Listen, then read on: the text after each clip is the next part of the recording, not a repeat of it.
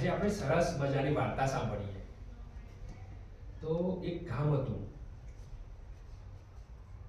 શિવપુરા કરીને એક ગામ હતું, અને તમારા જે ઉદાપુરા જેવું એક ગામ હતું. તો ગામમાં છે ને પ્રજાપતિ કુંભાર પરિવાર રહેતો, અને કુંભાર પરિવારની અંદર શું હોય? કુંભાર શું કરે? માટલા બનાવવાનું કામ કરે ને. તો એ માટલા બનાવવા માટે પહેલા શું કરવું પડે? માટલું બને પછી શું કરવું પડે? પકવવું પડે. કાચું હોય તો તૂટી જાય પાણીમાં, એટલે પકવવું પડે ને, પાકું કરવું પડે ને. તો નિભાળો આમ પકવવાનો હતો, તો નિભાળો પકાવતા હતા. એમાં માટલામાં 4-5 બિલાડીના બચ્ચા રહી ગયા હતા. તો નિભાળો ગોઠવી દીધો, બધું સળગાઈ દીધું, અને પછી ખબર પડી કે અંદર તો બિલાડીના બચ્ચા છે. એટલામાં કેવા થઈ અને પ્રહલાદ નીકળ્યો. કોણ નીકળ્યું? પ્રહલાદ. એ ફરવા નીકળ્યો હતો નગરમાં, કારણ કે પપ્પા શું હતા? રાજા હતા. હિરણ્યકશ્યપ નામ હતું. શું નામ હતું? હિરણ્યકશ્યપ. અને પ્રહલાદ તો રાજાનો છોકરો, એટલે તો નગરમાં ફરવા નીકળ્યો. એને જોયું તો કે શું કર્યું છે? તો કે આ તો માટલા પકવવાનું છે, પણ એમાં બિલાડીના બચ્ચા રહી ગયા છે. એટલે એના ઘેરથી નામ હતું ગુરુકુંભાર. શું નામ હતું? ગુરુકુંભાર. તો એને એમ કીધું કે મારા પપ્પા ભગવાન છે. હિરણ્યકશ્યપ એને પોતાનો ભગવાન માનતો હતો, એટલે એને એમ કીધું મારા પપ્પા ભગવાન છે, તો તમે એની પ્રાર્થના કરો તો બચી જશે બિલાડીના બચ્ચા. તો એને ના પાડી, ગુરુકુંભારે ના પાડી, અને પેલા જે બેન હતા ને એમને ના પાડી કે ના, અમે તો ભગવાનનું નામ દઈશું, રામનું નામ દઈશું, એટલે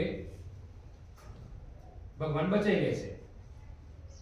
તો કે કોણ છે તમારો ભગવાન? હું જોઉં છું. તો એમ કરીને એમને પ્રાર્થના કરીને ભગવાનને વિનંતી કરી કે બચ્ચા બચી જાય, પણ એ પેલા હિરણ્યકશ્યપનું નામ ના લીધું. અને જોયું સવારે તો બચ્ચા તો એમને એમ નીકળ્યા, બચી ગયા બધા.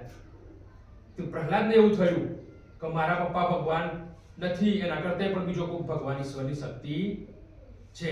એટલે એને ઘેર જઈને પપ્પાને ના પાડી કે પપ્પા તમે ભગવાન નથી, ભગવાન તો બીજા કોક છે.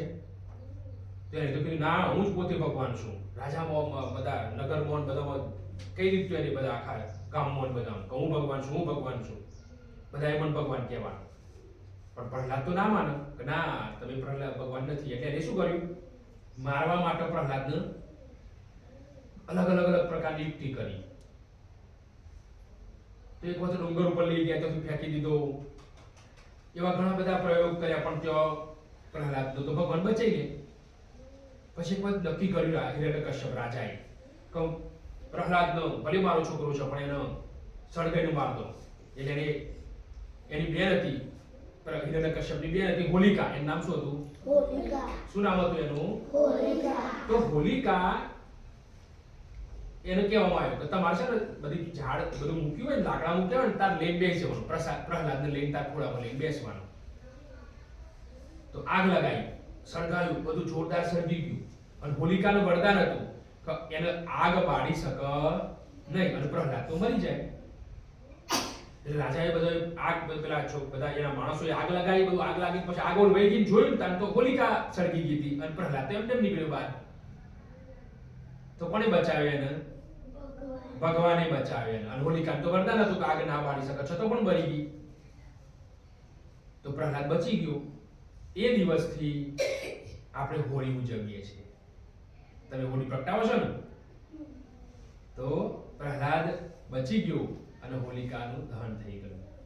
ત્યાર પછી શું થયું? તો હિરણ્યકશ્યપને મારવા માટે પછી ભગવાને અવતાર લીધો, નૃસિંહ અવતાર લીધો. અને એમને ના ઘરમાં ના બહાર એવું બધું વરદાન હતું કે કોઈ ના મારી શકે ને એવું બધું. પછી આમ છાતી ચીરી અને પછી હિરણ્યકશ્યપને મારી નાખ્યો. તો આપણે પણ ભક્તિ ભાવપૂર્વક સારી રીતે ભક્તિ કરીએ તો ભગવાન આપણને મદદ કરે છે. બધાને મજા આવી ને? બધાને વાર્તા નહીં. હવે તમારે પણ આવી વાર્તા કહેવાની છે. કહેશો ને?